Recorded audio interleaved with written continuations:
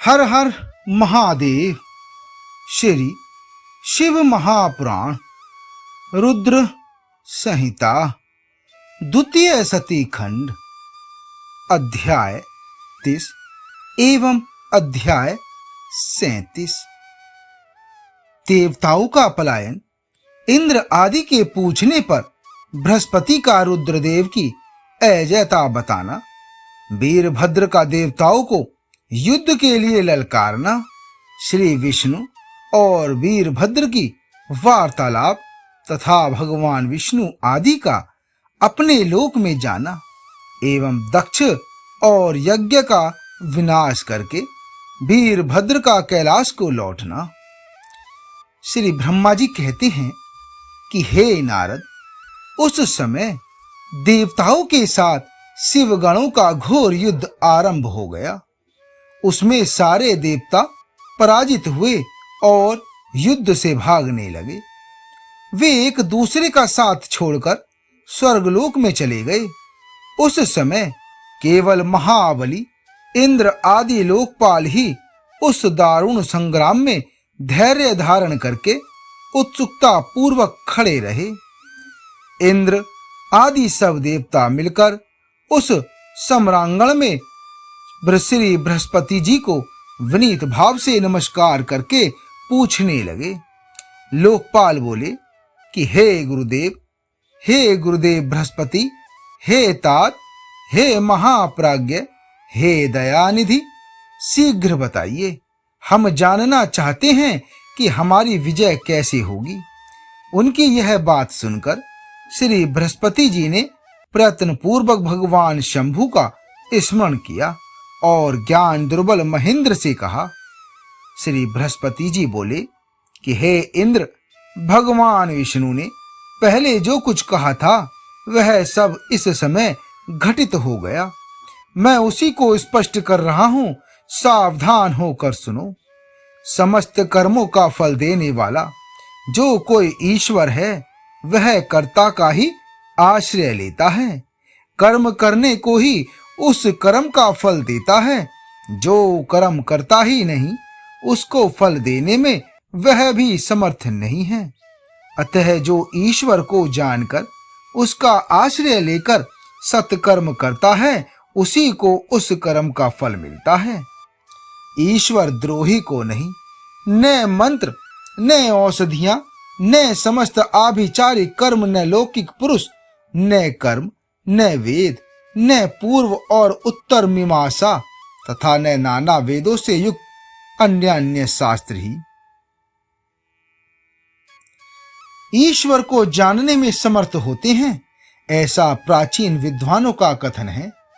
अनन्य शरण भक्तों को छोड़कर दूसरे लोग संपूर्ण वेदों का 10,000 बार स्वाध्याय करके भी महेश्वर को भली भांति नहीं जान सकते। यह महाश्रुति का कथन है।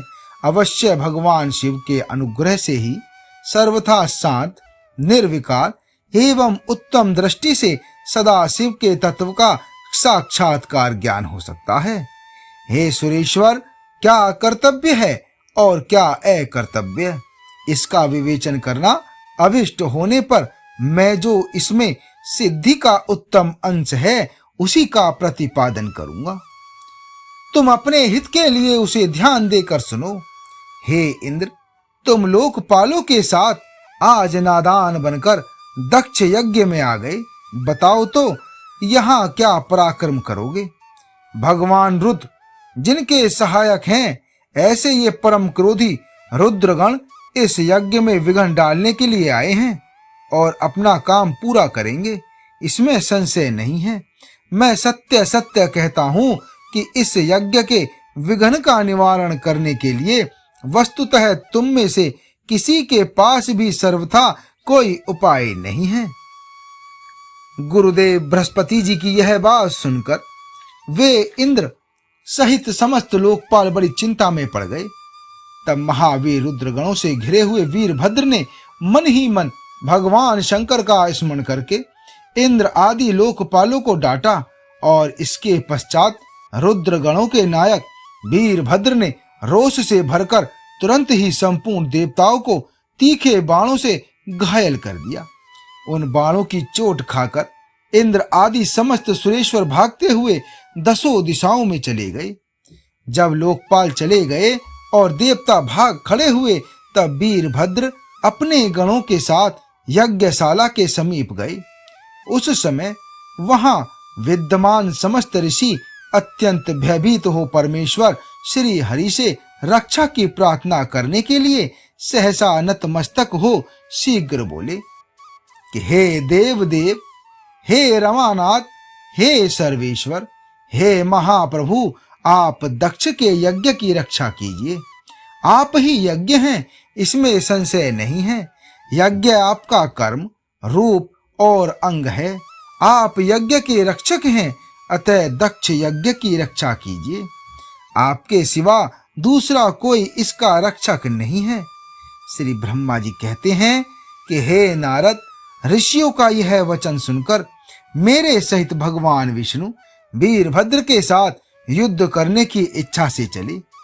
श्री हरि को युद्ध के लिए उद्यत देख शत्रु मर्दन वीरभद्र, जो वीर प्रमथ गणों से गिरे हुए थे, कड़े शब्दों में भगवान विष्णु को डांटने लगे।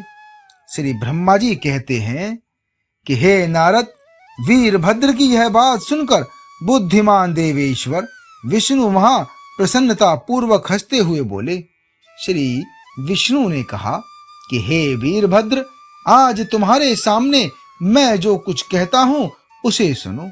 मैं भगवान शंकर का सेवक हूं, तो मुझे रुद्रदेव से विमुख ने कहो। दक्ष अज्ञानी है, कर्म कांड में ही इसकी निष्ठा है। इसने मूढ़तावश पहले मुझसे बारंबार अपने यज्ञ में चलने के लिए प्रार्थना की थी। मैं भक्त के अधीन ठहरा, इसलिए चला आया। भगवान महेश्वर भी भक्त के अधीन रहते हैं। हे तात, दक्ष मेरा भक्त है, इसीलिए मुझे यहाँ आना पड़ा है। रुद्र के क्रोध से उत्पन्न हुए वीर, तुम रुद्र तेज है स्वरूप हो, उत्तम प्रताप के आश्रय हो। मेरी प्रतिज्ञा सुनो, मैं तुम्हें आगे बढ़ने से रोकता हूं और तुम मुझे रोको। परिणाम वही होगा जो होने वाला होगा। मैं पराक्रम करूंगा। श्री ब्रह्मा जी कहते हैं कि हे नारद, भगवान विष्णु के ऐसा कहने पर महाबाहु वीरभद्र हंसकर बोले कि आप मेरे प्रभु के प्रिय भक्त हैं, यह जानकर मुझे बड़ी प्रसन्नता हुई है। इतना कहकर गणनायक वीरभद्र हंस पड़े और विनय से नतमस्तक हो बड़ी प्रसन्नता के साथ श्री विष्णु देव से कहने लगे।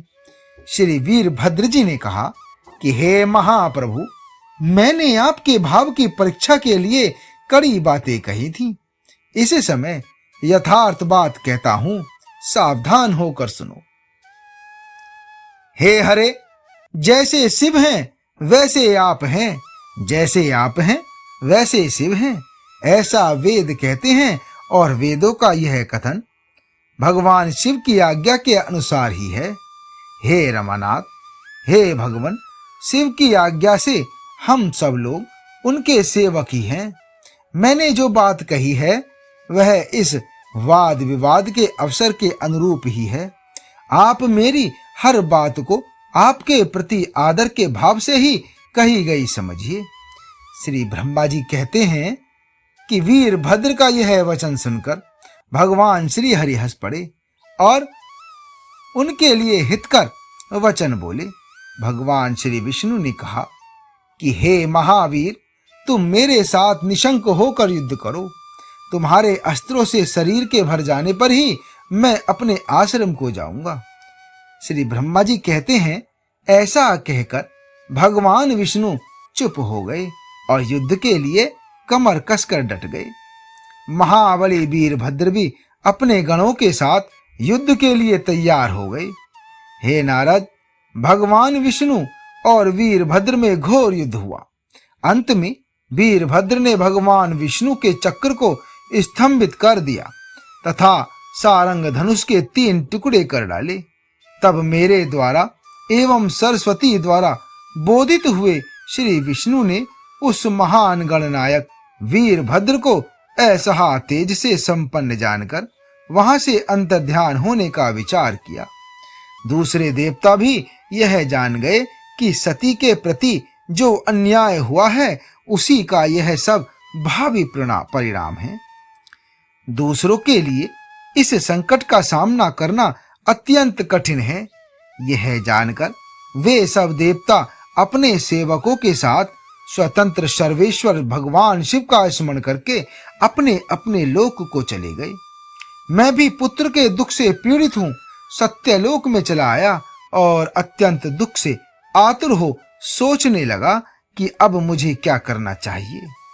मेरे साथ श्री विष्णु के चले आ जाने पर मुनियों सहित समस्त यज्ञ के आधार रहने वाले देवता शिव गणों द्वारा पराजित हो भाग गए। उस उपद्रव को देखकर और उस महामख का विध्वंस निकट जानकर वह यज्ञ भी अत्यंत भयभीत हो मृग का रूप धारण करके वहां से भागा। मृग के रूप में आकाश की ओर भागते देख वीरभद्र ने उसे पकड़ लिया और उसका मस्तक काट डाला। फिर उन्होंने मुनियों तथा देवताओं के अंग भंग कर दिए और बहुतों को मार डाला। प्रतापी मणिभद्र ने भृगु को उठाकर पटक दिया और उनकी छाती को पैर से दबाकर तत्काल उनकी दाढ़ी मोच नोच ली। चंड ने बड़े वेग से पूषा के दांत उखाड़ लिए, क्योंकि पूर्व काल में जिस समय महादेव जी को दक्ष के द्वारा गालियां दी जा रही थी उस समय वे दांत दिखा दिखा कर हंसे थे। नंदी ने भग को रोष पूर्वक पृथ्वी पर दे मारा और उनकी दोनों आंखें निकालनी, क्योंकि जब दक्ष भगवान शिव जी को शाप दे रहे थे उस समय वे आंखों के संकेत से अपना अनुमोदन सूचित कर रहे थे। वहां रुद्र गणनायक को न स्वधा स्वाहा और दक्षिणा देवियों की बड़ी विडंबना दुर्दशा की। वहां जो मंत्र तंत्र तथा दूसरे लोग थे उनका भी बहुत तिरस्कार किया। ब्रह्मपुत्र दक्ष भय के मारे अंतर्वेदी के भीतर छिप गए। वीरभद्र उनका पता लगाकर उन्हें बलपूर्वक पकड़ लाए। फिर उनके दोनों गाल पकड़कर उन्होंने उनके मस्तक पर तलवार से आघात किया, परंतु योग के प्रभाव से दक्ष का सिर अभेद्य हो गया था, इसलिए कट नहीं सका। जब वीरभद्र को ज्ञात हुआ कि संपूर्ण अस्त्र शस्त्रों से इनके मस्तक का भेदन नहीं हो सकता, तब उन्होंने दक्ष की छाती पर पैर रखकर दबाया और दोनों हाथों से गर्दन मरोड़कर तोड़ डाली। फिर शिवद्रोही दुष्ट दक्ष के उस सिर को गणनायक वीरभद्र ने अग्नि कुंड में डाल दिया।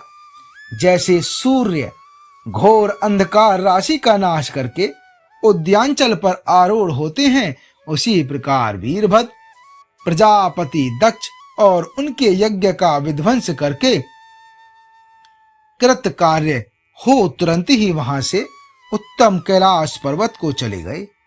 वीरभद्र को काम पूरा करके आया देख परमेश्वर शिव मन ही मन बहुत संतुष्ट हुए और उन्होंने उन्हें वीर प्रमथ गणों का अध्यक्ष बना दिया। आगे का अध्याय 38 में। हर हर महादेव।